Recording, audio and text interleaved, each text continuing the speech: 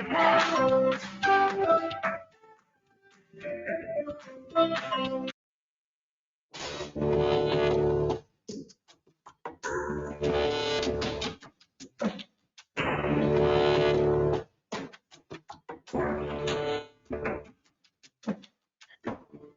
right. Good morning, West USA. Welcome to another edition of our Monday morning podcast where, you're going to learn a ton today, and we are committed to helping you grow your business. I am, as you can tell, I am running remote. And Todd, you look so lonely there. Maybe Nick can slide on over. And I'm going to maybe see you guys. That's what I said to Nick earlier. I said, does Mike have his camera on? Because, you need to be part of this, even though you're not here. I'm sitting here in a very musty hotel room. But anyways, appreciate everybody joining us today. A little sneak peek of what we got coming up. Of course, we got Todd here to give us a look at the numbers. Matt Baker should be there in a moment to give us the mortgage minute. He just sent us a text. And I changed it up by 3-pack. I'm going to do, I totally changed it up, but I guess when you're in charge, you get to do what you want. So we're going to talk about doing the 3 things, or doing things that are hard. And then we got Wright with Elevate Homescriptions. He is going to stop by. So anyway, moving right along, Todd, why don't we take it away? And as always, if you have any comments or questions and want to email us, go ahead and email us at webinar@westusa.com. Yeah, let's go ahead and do some announcements. Hey, this is a great idea. I've never even heard of this idea, Nick. I wish I would have come up with this idea. I know, right? But we're doing something called Pro Secrets. This is your chance really get an inside glimpse and hear from agents that are actually top producers and see the things that they are doing. So this is going to be happening in the Chandler office, featuring Andrea Lupo and Brock O'Neill. They're going to share some things that makes their business successful. So that is going on today at 10:30. So definitely hop on out there. Let's see, the next, our Goodyear office meeting featuring Dwayne Fouts and Angela Williams. That is going to be occurring tomorrow from 10 to 12 p.m. at the Palm Valley Community Center. And as always, if you want to sign up for any of these events, it does not matter which office you hang your license out of. Just go to your calendar on your dashboard. Nick? You got it. Right. It feels good, doesn't it? Get to ring the bell. It feels great. There must be a delay here this morning. Yeah, a little bit. All right, so our Mesa office is doing their pop by and feast event for St. Patty's Day. Oh man, corned beef and cabbage. Yep. Friday is St. Patrick's Day. Friday is my first day off of 75 hard, and I am going to be eating a lot of corned beef and cabbage. Let's go easy, but anyways, buddy. I know this is going on tomorrow at 1 o'clock. All right, Section 8 housing, a special class featuring Rebecca St. Thomas at 1 o'clock going on tomorrow at the Chandler office. Yep. Woohoo. All right, Todd's next CE class, 3 hours of disclosure law. As always, these are remote. So that is going on this Wednesday from 9 to 12. So definitely pick up your 3 hours of disclosure law. All right, our Chandler office meeting, our next one, that is going on this Wednesday from 10 to 11 at the Chandler office with our managing broker, Dean Becker, is going to stop by. And then Paul from Rocket Lister is going to be there as well. So definitely make plans to attend. All right, our second annual, our St. Patty's potluck as well, but this one is going to be for the Chandler office. That is going on this Wednesday from 1 to 3 o'clock, so definitely get signed up for that. Nick, I feel like this is your event. Like when it comes down to costumes and dressing up for events, like St. Patrick's Day, it is for you, bud. I also make one of the best Guinness beef stews that anyone's ever had, so I feel like I got to throw down a little bit. Wow. All right. Well, I wish I could be there, but that's going on this Wednesday. So, all right. Our next happy hour for the surprise office this Wednesday from 4:30 to 6:30 going on at State 48 Brewery. Definitely get signed up with the surprise office. Again, it doesn't matter what office you are out of. Definitely make plans to attend, but you do want to RSVP. So that is for our surprise happy hour. All right, property management roundtable. I love this because I get a lot of agents really inquiring and wanting to know about property management, how do I do property management? What's involved in doing property management? It's like having a kid. You don't want to have babies till you actually talk to other people that have had babies, so you know what to expect. So definitely Jesse Collier and Lisa Lanham are definitely two experts when it comes down to property management. So if you're wanting to learn more or you're in property management, this is going to be an in-person event at the Goodyear office. And this is the third Thursday of every month.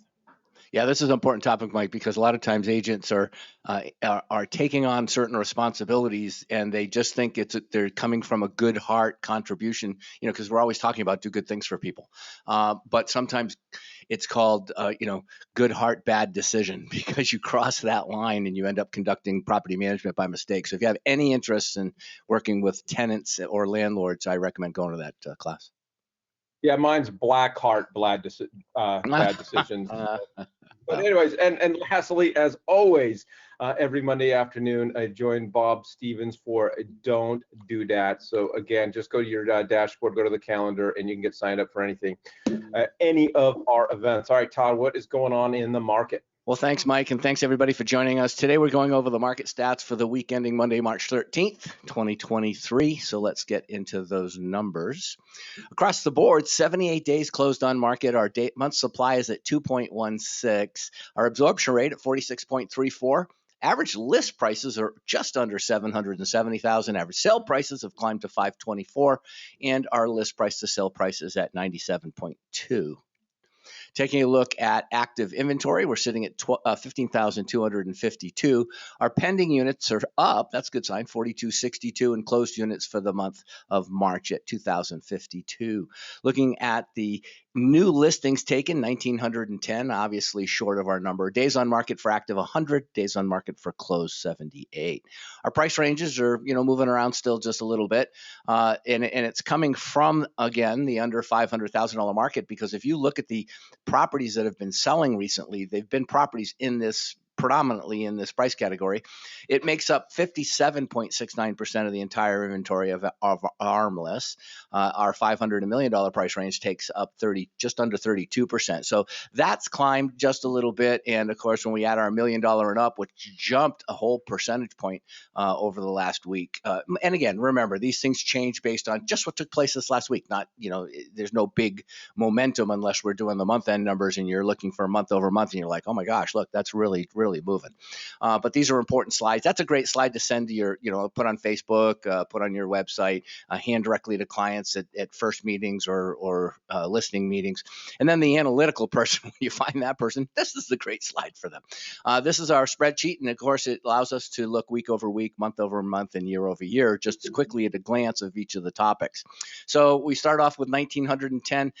I would normally say this is horrible. Back looking at 2021, it was only just under that number. 2022, we took 2,300 listings. So to be quite honest, this market has all of the signs of being better than 2022. And yet I know amidst all the negative information that we're hearing, but overall, it's a great real estate market when you look at the stability of real estate in general. When you take a look at the number of listings, month supply, if it's between 2.5% and 3%, and you take a look at the average days on market, and they're about 70%. You take a look at list price to sale price retention, it's somewhere close to 97.8%. And then you take a look at new listings at 2,400 units per month. That is the sweet spot of Arizona real estate. If you're going to say, well, what are you using to determine that, Todd? I can tell you the numbers that I have in my database tracking back to 1994. So this is very, very statistically sound. We have great economics here in the state of Arizona, our GDP.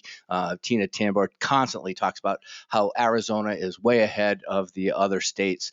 So that being said, when you look at these numbers, I'm still showing you the peaks and valleys, the ups and the downs, the market trends that are good, the market trends that are bad. But overall, when you're communicating with the consumer, if you can explain those 5 sets of numbers and why they're good, and why the market's stable, and why we're back to a 4.5% appreciation again, and the prices have already reset, that's people should be putting their houses up for sale. We're going into that market too. We're getting ready for the summer market. Taking a look at inventory at 15. 15,252. Coming soon's at 540. Single family detached at 12,087. New home construction is the same, didn't move this week. Non-distressed at 15,205. So the constant chipping away, the contraction of the inventory is something that we just have to maintain. Yeah, three times the inventory that we had last year, the year before. But again, don't allow that to, give you improper hope. 4262 is the number of people that are actually pending right now. 4269 slides your eyes to the right. We want to be somewhere about 5,500. That's truthfully that other number. If you have 5,500 average pending properties, you've got the demand that we need. The benefit of this being a little low right now is our new acquisition listings are low, and that's keeping the market stable. 2,052, just under what it was a year ago. Slightly better though, if you look on a week over week perspective. Taking a look at months supply, 2.16. This is low. So we went from a 2.73, which was in the sweet spot, to a 2.6, but it's a heck of a lot better than 0.75. We closed out last month at 3.25, which basically just meant that we were adding more inventory and we had fewer buyers in the marketplace. And that's kind of been our trend. So we really want to see more buyers in the marketplace. That's what's going to change. It's going to turn this market just a little bit more. And hopefully, if we have people putting their listings on the market, it'll work out. 524, 153. I said it went up, but if you actually take a look at this number and slide your eyes to any of the numbers to the right of it, other than 2 years ago, this is a lower number. So, this 562 is the average number back in February 22, 516, 539, 524. So again, this is a really sweet spot number. The market is not going out of control. We are not necessarily in a multiple offer scenario unless you either create it or you're in a particular local, hyper-local market that demands it. 100 days on market, like we talked for active. 97.2, that's the number. We're a little, it's creeping up the right direction. 97.8 is the sweet spot. So it looks like everything's good this past week. I don't have any really great insightful things other than talk about people getting ready to put their properties on the market for for the summer months, because that's really what's happening.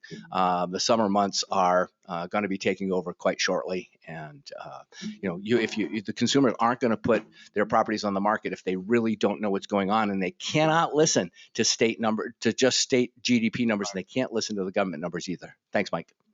All right, Todd, appreciate it as always. Great information, and you'll be able to find these slides on the dashboard later on this afternoon. All right, we're going to bring in Matt Baker from the Bookspan Baker team.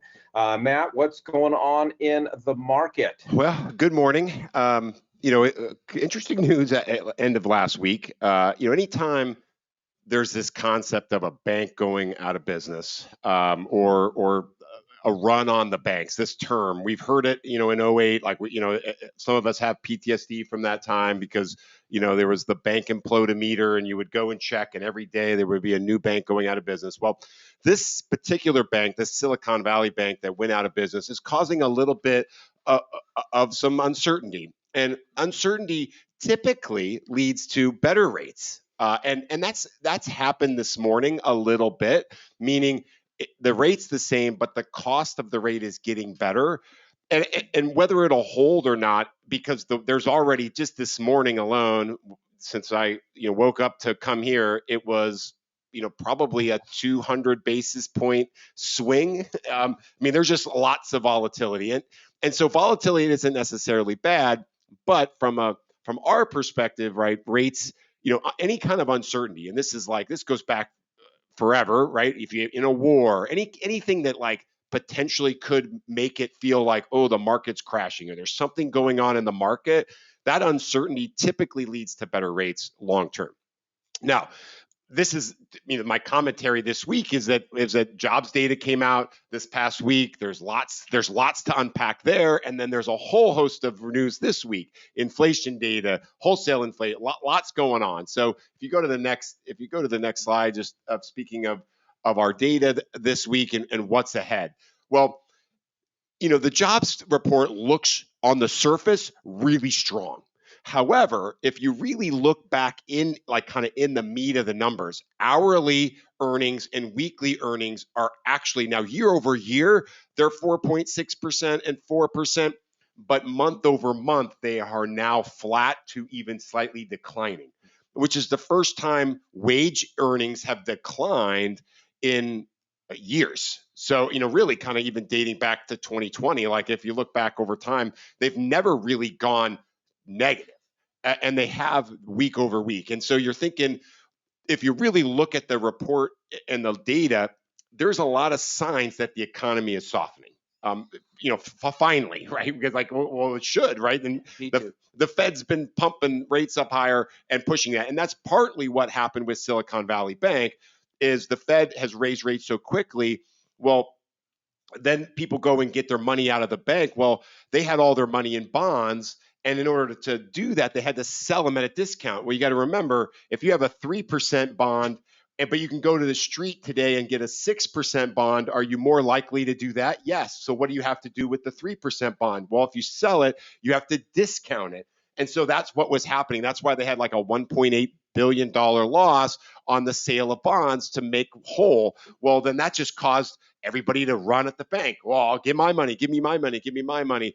And they took Washington Mutual was the last bank that went through that in 2008. They took like 12 or 14 billion off the table. They had a run on Thursday of 25 billion. So you're like, well, no company, no bank can withstand that, nor do they have that just deposits sitting around of 25 billion. So that's really where the impact comes into play. So then fast forward to this week. Go to the next slide. What do we got next week? Well, here's just a couple of things on the surface. And I really talked about this quickly so you can just look at it. But 105,000 of gains were leisure and hospitality, which is technically we're at our pre-pandemic levels there. So there shouldn't be, if you take that out, because that shouldn't be continuing to increase, there's not a whole lot of room there. And then you look there, the average hourly earnings was only up 0.2 in February, which was lower than expected. And then average weekly hours worked declined. And so if you're a company and you're looking to hire people, you're more likely to ask them to work longer first before you go and hire more. And so the outlook is jobs should be declining sooner than later, because again, if you have workers that want to work more but aren't getting that opportunity, they're not going to go hire new workers to do that. They're just going to ask them to work more. And so go to the last slide here. A couple things coming out today, and I just put what is the news, and then what do you expect from it? So again, the key data point we're replacing in the inflation number is that 0.7 month over month. That's what mom means. And if it comes in lower by 0.3, so that means if the headline number is 0.4 or less, then that's good for rates. If it only a 0.2, so that means if it comes in at 0.5, then I think rates will get worse as a result. Again, wholesale inflation. The key here is not like how much of inflation is, it's just the trajectory. Is it going up or down? How much? That is the important thing is direction. So if you look at like, okay, we get through Tuesday and we're rallying rates, but then there's a bad number on Wednesday that could then reverse the numbers that you get. So, and then of course the last one, Thursday, jobless claims. Again, if the jobs data, that cracks that we saw this last week, are they getting bigger? Then that could improve rates rally. And then again, throw in this Silicon Valley Bank, mess, and who knows what trajectory rates will go. I continue to think though that uncertainty always leads to better rates long term. So I'm optimistic. I'm optimistic that we can rally through that. But that's the news for the day. So the national numbers are supporting the fact that rates are going to come down, or should be fluctuating. We'll have to see what they're going on, but also we have to compare what the state numbers are doing, because the national numbers affect the mortgages and the state numbers affect your consumers. So really compare the two. So yeah, good awesome. point. Yeah. I appreciate it, Matt. I think my biggest takeaway is bad is good. So we're wanting more bad things to happen. I was just thinking about that the other day. I was driving around town. I'm like, man, we got a ton of traffic. We need another pandemic. So that's kind of what I'm getting from this. Yeah, so we'll I have to appreciate delete that portion of the segment. I want to edit that out. All right, as always, just teasing everybody. All right, so moving along to our 3-pack. I think Todd, we could just write a book on this title. Just do what is hard. Yep. If you want to be successful in this business, do the things that are hard. So that's what we're going to talk about today. To me, hard in our business equals do what everyone else is not doing. If you're just following the status quo, if you're just doing what everybody else is doing, you're going to probably get the same results. And that's really, I think, the trap that we fall into as realtors, because we're all subject to the same training. We all go to the same classes. It's not necessarily that we're lazy, and it's not necessarily that we're not willing to do the hard things. We just may not know what those things look like and what those things are. And what I have found, because I am the father of 2 boys, humans tend to do what is easiest. We tend to take the path of least resistance. And so when we take a look at our days, we take a look at our business models, we take a look at all the things that we have to do in our business. When we wake up, sometimes it's just flat out easy to do the easy stuff. And when we do the easy stuff, we are competing with the multitudes of all the other agents that are doing the easy stuff. So I think one of the great things as we get going, Todd and Nick, is to ask yourself, what activity, when you take a look at your business, what is that one activity that is the most difficult thing for you to do or be motivated to do? Ooh, Mr. Carter. Hey, listen, this is one of these situations where, we can go to the most mundane or the most elementary portion, or we can go to the PhD portion. So we're going to stick in the easy portion, which basically just says it's human nature to do all the wrong things first. That's why Michael Mayer wrote that book, The 7 Levels of Communication, because we think that if we can't do it in 40 hours, in one example, we can't do it in 40 hours. To everybody's point, you'll work 60 and get better results. That's not true. If you're doing the wrong things, you're still going to get the wrong results. So it boils down really to what activity is the most difficult thing to do. Well, don't look at necessarily yet the action point. Look at what the objective was. You needed to contact 43 buyers this month. If you're going to close 2 buyer sales and you don't have anybody sending you referrals, you basically got to go find 42 people. And if you go do that, so the most difficult activity is finding the next buyer. Because if every single person, every realtor had another client right there when they finished the last one, everybody would not be having the same issues they have. It's really down to that particular point. So if finding the next buyer is that next issue, what are you doing? And then the other point, Mike, you made, what is the easy path? Well, a lot of times the easy path for us is we see somebody else making money doing something. So we think if we do that, we're going to be equally as successful. Everybody's missing the whole point. Go to westusadisk.com and start there. Find out who you are and what you need to do. Nick? I would just say that hard and easy is relative to the person that you're speaking to. It might be easy for you to find a buyer, but the hard part is the systems you have in place to incubate that buyer, to continue to talk to them. You need to, in my recommendation for this is, what are the things you procrastinate on? Generally, those things that you're procrastinating, it's not because you're lazy, it's because those are the things you don't like to do. Mm-hmm. So you can put things you don't like to do in the same box as things that are hard for you, and then that's what you lean into. Well, that's your excuse. And that's good. Yeah, and it's a good point, because these are the things that we don't like to do.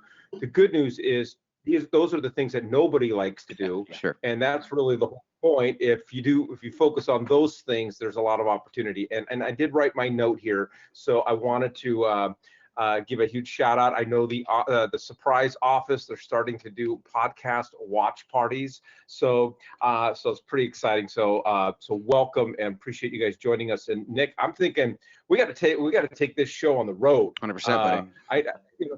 But then again, we can barely handle the equipment when it's been in the same place for 4 years. So we can't. We're gonna have to do live podcasts. Hey, Mike, you got to remember you're remote today. It's true. I could turn it off. That's a good point, Todd.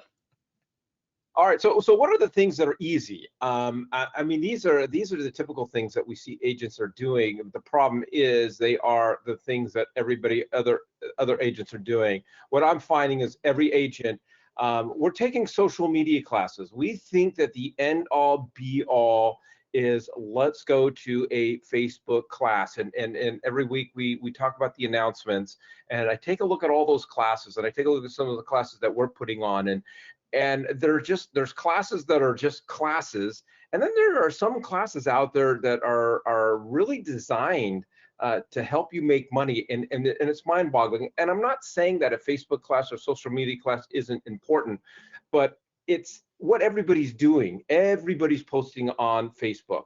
Everybody's posting on social media. And sometimes I think the trap that we fall into with that, and yes, we should be doing social media.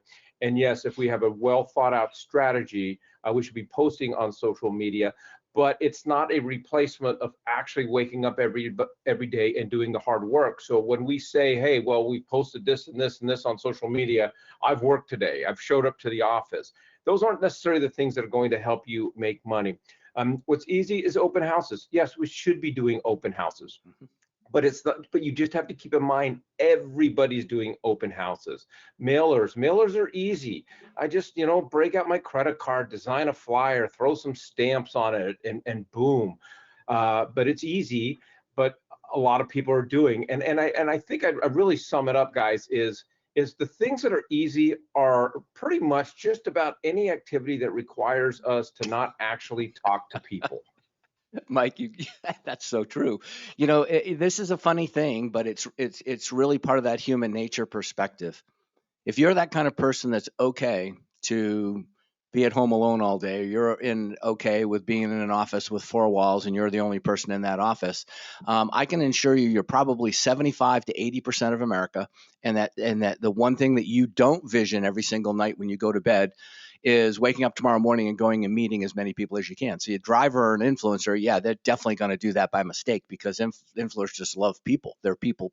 But that's 20% of all the realtors that are out there. So this goes back to almost the previous point, which is if social media and all these classes came out of the top of mind world. So the explosion of social media came out of what's called top of mind. You need to remain, when your client bumps into a consumer, if you're having any idea of the potential for you getting that referral, then you have to be top of mind. But more importantly than that, to Mike's last point here, and we talked about it last week actually, is the word prospecting. When was the last time you put your hand and shook somebody else's? When was the last time, one of your past clients, when was the last time you actually saw them face to face or talked to them on the telephone and had a conversation, even about their family? When was the last time you did that? See, we're not winning friends and influencing people. We're creating junk mail. Yeah, I mean, you've got some things listed on here that are very easy. Doing an open house is easy. If you show up at 9:30 before 10 o'clock open house, put a couple signs on the corner, and then hope people show up.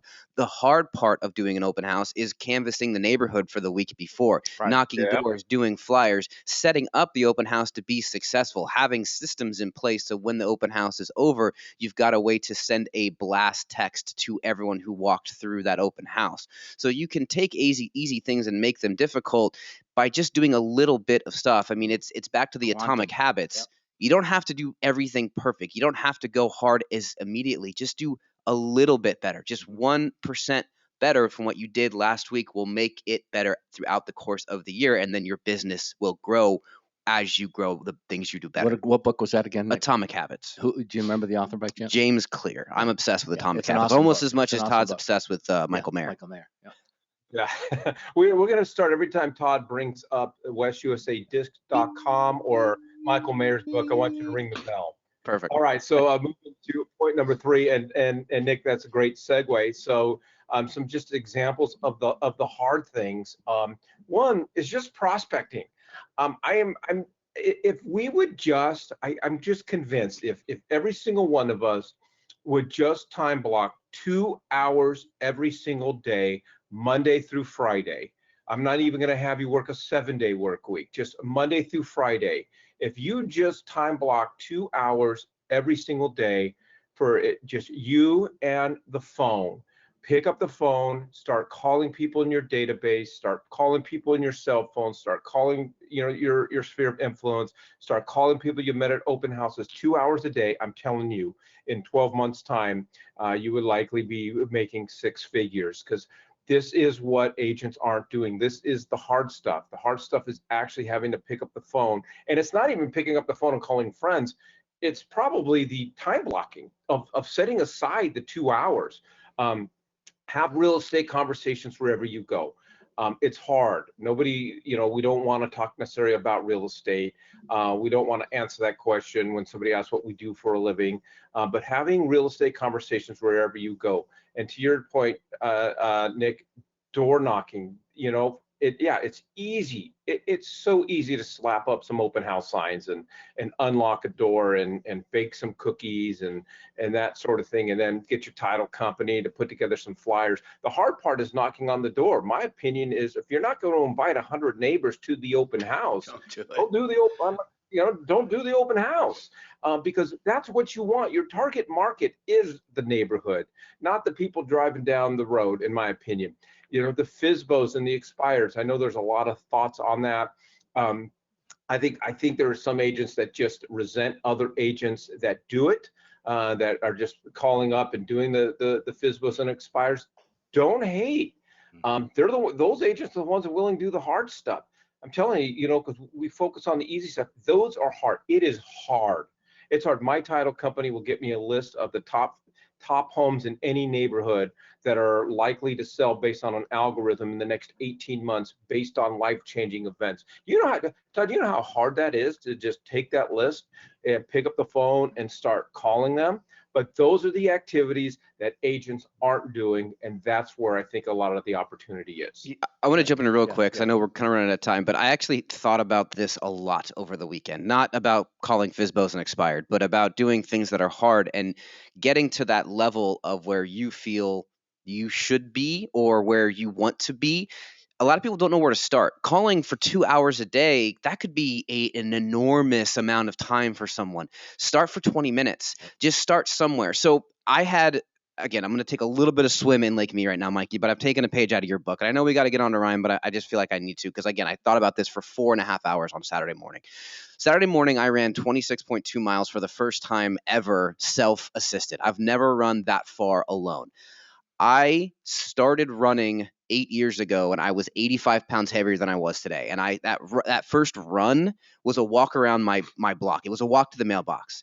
And then as I progressed, and it was 5 minutes, I progressed through that. And it takes a long time, but that walk to the mailbox became a mile jog, became a hike up to a mountain, became a 5K, became a 10K, and then I did a half marathon, and then I grew that into running ultra marathons and doing 60-mile races and these crazy things that 8 years ago I never would have imagined I would be able to accomplish. And that's what this is. It's starting with one step forward and then trying a little bit harder the next time. And as you add these things to your systems, to your routines, 20 minutes of calling turns into 40, turns into 60, then you're 2 hours a day in prospecting. And then, oh my goodness, you do look back, like Mike said, and your commissions have gone through the roof because you've started slowly. Yeah, I'm not going to really add too much to that, just because I think that was a great, true way to really end it. But I think that we need to have a call out to the coaching department. I think we need to call out to people right now that are there. And here's my thing. If you're not getting the volume or the production you're looking for to survive, if you're not getting it to stay in real estate, if you're not getting the volume to, to just, hit exactly the numbers, even if it's beyond your financial expectations, you need to sit down and have someone. I don't care if it's our coaching department, your spouse, somebody that is a mentor of yours, a book, a video, whatever it is, go to it and change. To Nick's earlier point, this is also called quantum physics. You take one itsy bitsy piece of your world and you change it for the better, and then you just keep going. Yep. Yeah, Nick, I call it light posts. When you start, you just got to get to the next light post. I've done that. 100%. I did the same thing. Yeah. Mile 24 to mile 26, buddy, was just get to that bush, just get to that cactus. All right, appreciate it, guys. All right, so speaking of hard, we're going to welcome Ryan Wright. As we know, has been in the home warranty space, and then not in the home warranty space, and now he's back into the home warranty space. Ryan, everybody knows who you are, but let's break it down before we get into what Elevate is. And I know you guys have got a really interesting business model that's really unlike anything else that we've seen or experienced in the home warranty space. But who in their right mind, so speaking of hard, who in their right mind leaves the home warranty space and gets back into the home warranty space? Todd, maybe check his forehead, see if he's got a fever. I'm not sure what's going on. That's a fair question, Mike. It's nobody in their right mind would get back into home warranty unless you're a glutton for punishment. No, but seriously, it's a great segue and a great question, great lead in. I think it all starts with vision, right? And the vision really, even thinking back to OneGuard, we did some pretty cool things at OneGuard, and but we were kind of the most well-behaved kid in detention, right? Like we did some good things, but it wasn't quite the solution that needed to be fulfilled in this space.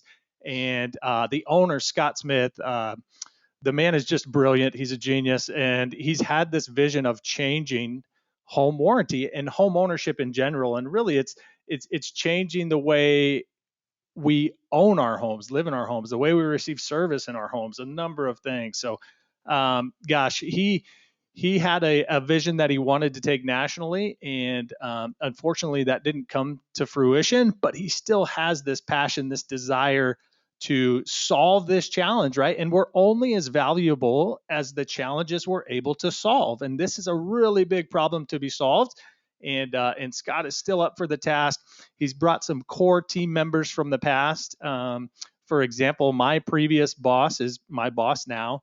And so it's just that shared vision. And I have a belief in that vision, a belief in being able to change the way home warranty works. Because right now, and I think Scott Smith would tell you this himself, home warranty is broken, right? There's issues there.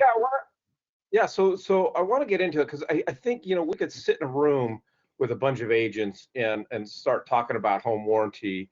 And that would be a great leading question. Okay, where's home warranty broken? And I think every agent's going to have, have an opinion and so forth.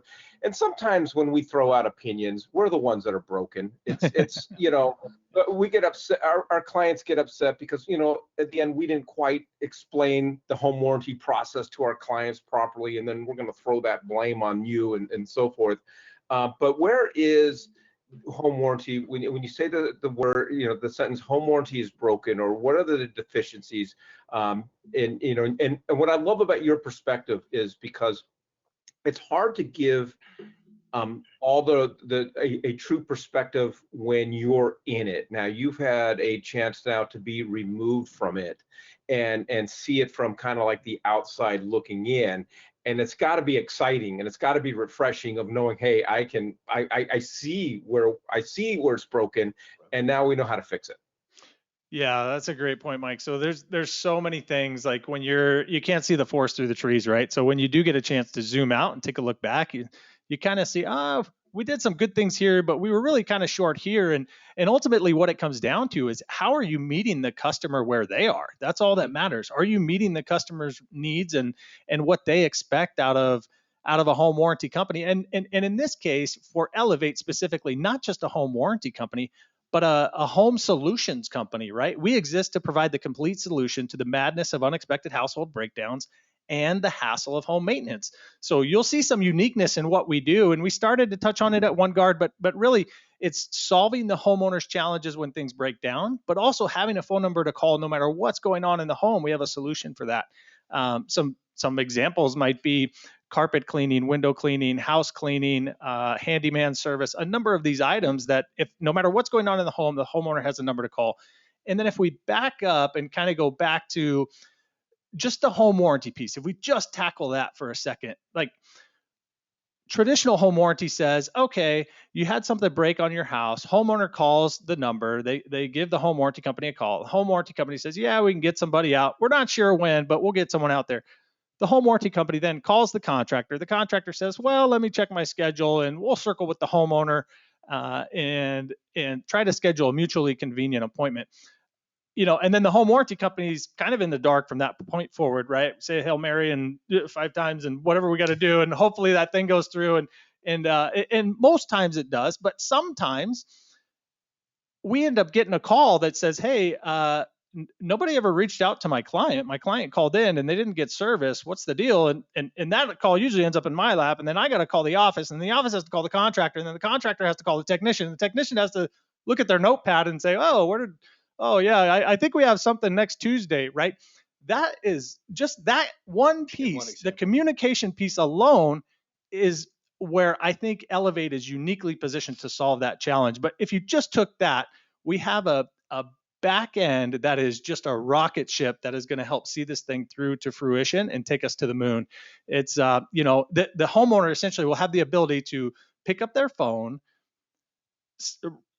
elect that they require service, and then they'll have 3 appointment dates pop up. Like, does Thursday at 1 work? Does Wednesday at 2 work? Does Friday at 3 work? Select in order which one you think works best for you. That then fires off directly to the contractor. So we're not making phone calls in between all this, right? We're leveraging technology to solve these communication challenges.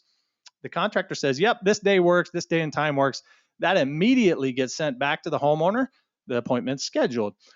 So that's just one loop in the process. We also have technologies where we're tied to the API and the back end. So if we need to order parts, everybody's notified throughout the process, and it's seamless. Like, the homeowner knows what to expect.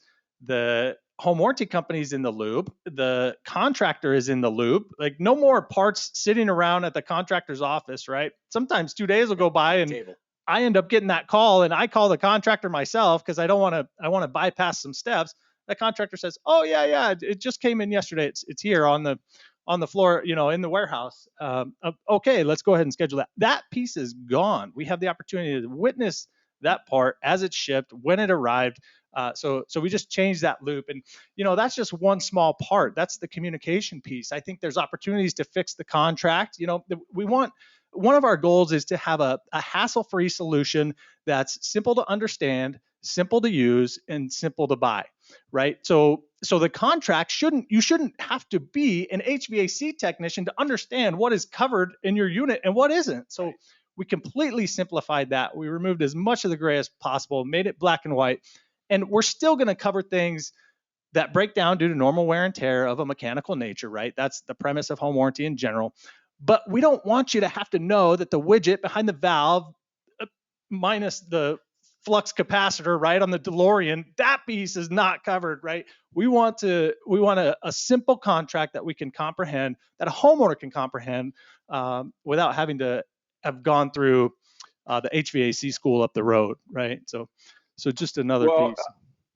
Well, so since you brought up HVAC, let's kind of dive deeper into HVAC. So I think the 2 questions I have about HVAC, number one, through your system, how does it help us and how does it speed up the process when the weather's really, really hot? Because that is generally the complaint that we get when it's 106 degrees out and my AC goes out.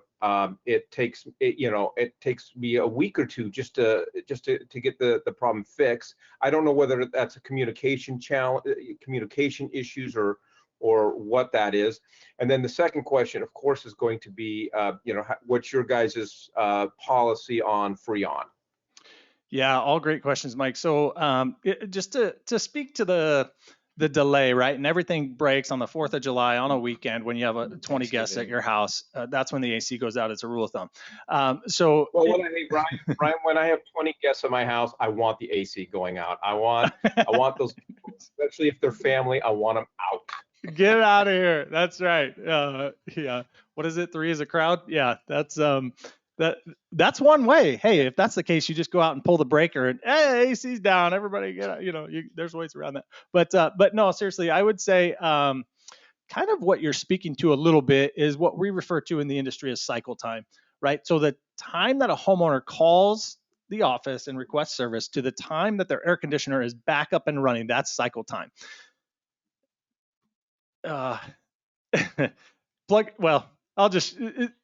Average cycle time in the industry, this is going to hurt a little bit, but average cycle time is about 12 days, right? That's a long time. Yeah. And if you think back to the example I shared about communication, that's like a contractor comes out to the house, they diagnose the unit, they write down on their little notepad if there's a part that's required, what's missing, and then they drive around all day, do the rest of their appointments. When they get back to the office at 5 o'clock, then they take that sheet of parts that need to be ordered and they hand that over to the parts ordering person, right, who probably has gone home for the day, and then they're in the next day, and then we get that part ordered the next day, and then maybe it's on back order, maybe it's, it takes 3 days to ship. So just the communication piece alone is such a great way to solve that issue and reduce that cycle time as much as possible. But I will say in our contract language, right, we expedite emergency. We try to be out within 24 hours on emergency issues. We consider emergency issues anything that makes the house uninhabitable, right? So if the house has a major flood or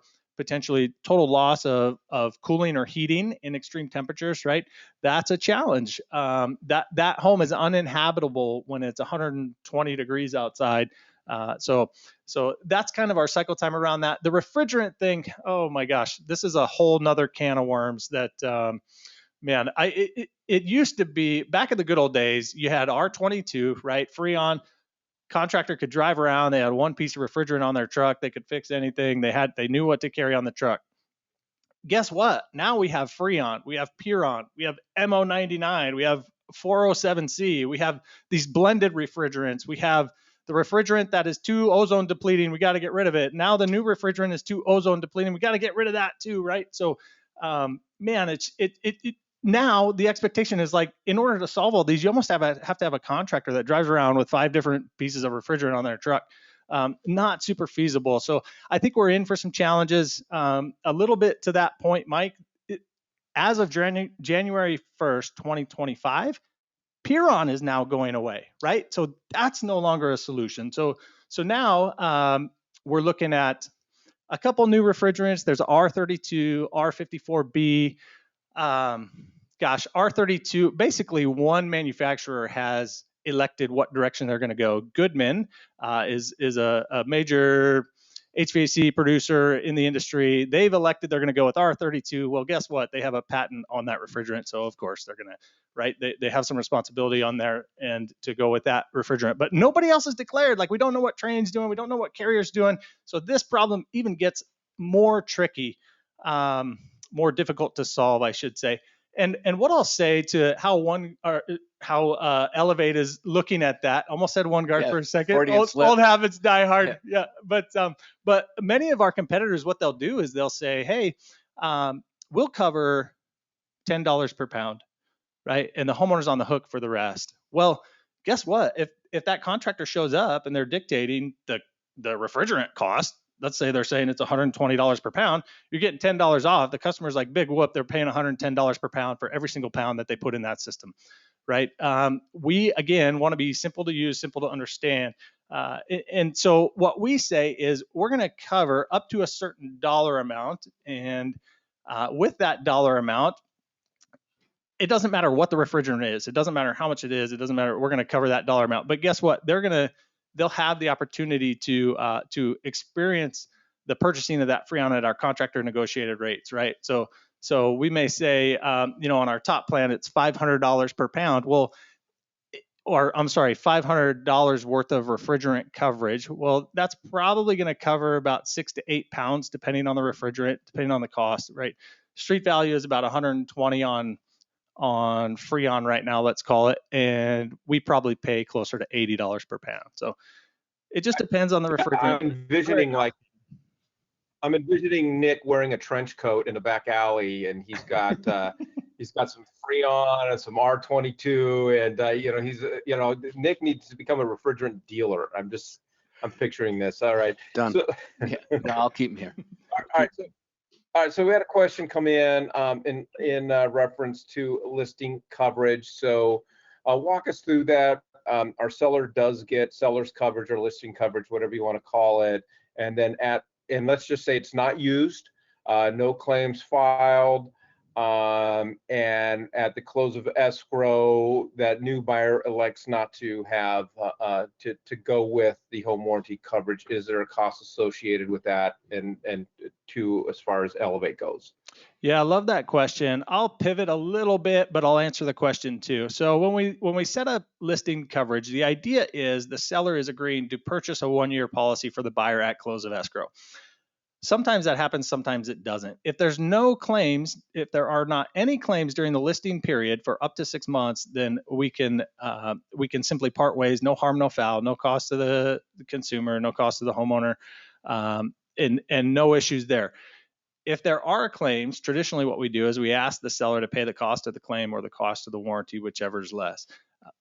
There's benefits to that, in that, again, if there are issues while the property is listed, the seller is getting those repairs done at our contractor negotiated rates rather than going out and paying full retail.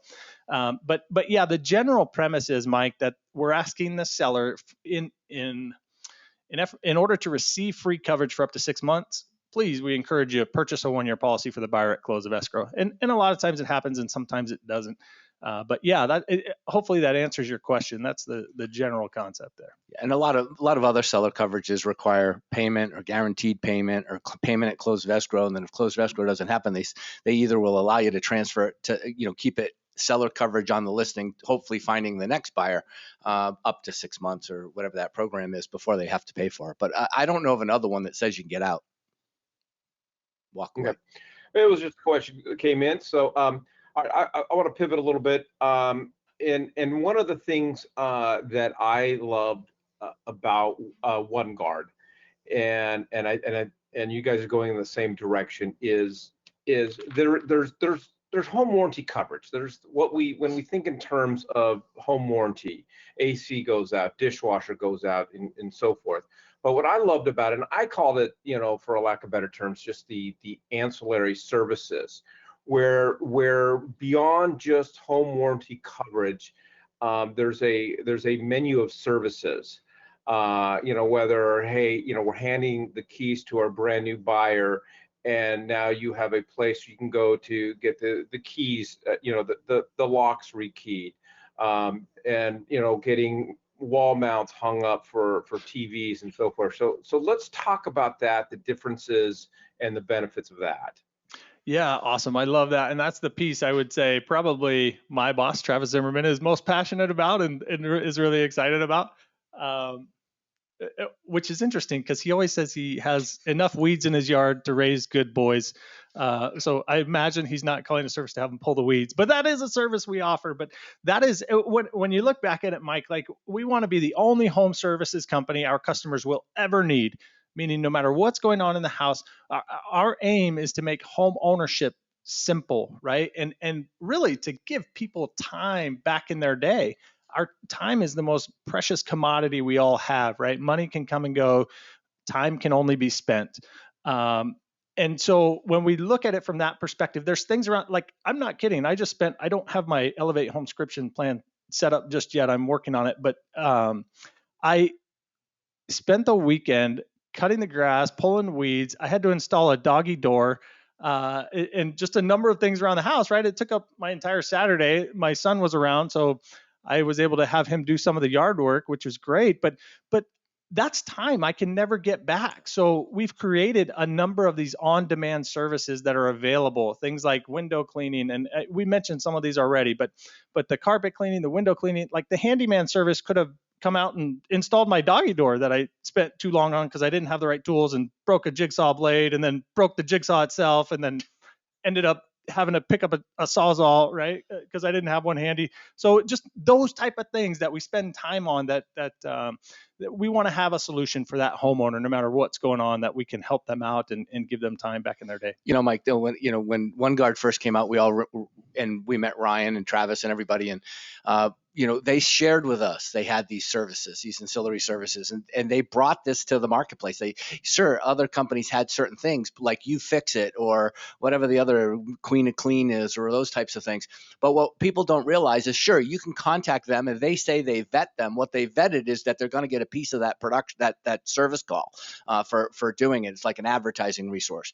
The thing I really like about this is everything you buy through what used to be the OneGuard label, which is obviously the same people behind it, the same passion, the same culture, better service, better relationships with the trade providers.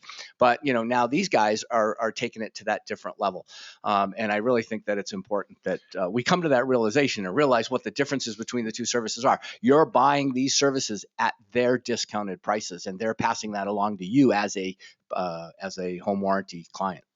Yeah, and I would say, just to touch on that, I know we're out of time, but that contractor relationship piece is so critical. They become the face of Elevate. They can become the face of the realtor when they show up, if a realtor recommended that company, right? So that relationship is so critical, and we spend so much time fostering those relationships with those contractors.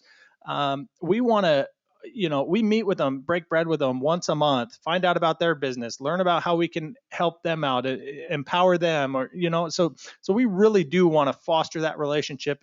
And that way we can kind of scratch each other's backs in challenging times, but also we can call them on a favor and say, hey, you really need to, something went sideways here. Let's figure it out. Whatever the case may be, we have a working relationship that allows us to do that. And that's such a key component to this business. All right, so Ryan, as we wrap up, obviously you stepped away and were in the mortgage world for a while, so I'm not going to make an assumption that everybody on this podcast knows who you are, and then so kind of not necessarily introduce yourself. If we have more questions, we want to learn more, what's that process? And if I'm working with a buyer right now and I'm getting ready to write a contract and I get to that section that, where I put in the home warranty, what do I do? Yeah, great question, Mike. Appreciate you asking that. I would say always, always, always don't ever hesitate to call me. I'm representing the West Valley, which is really kind of west of the 17, and I have some North Scottsdale stuff as well. But in the East Valley, we have Camille Johnson, who's fantastic. That name may sound familiar as well. Don't ever hesitate to reach out to either one of us.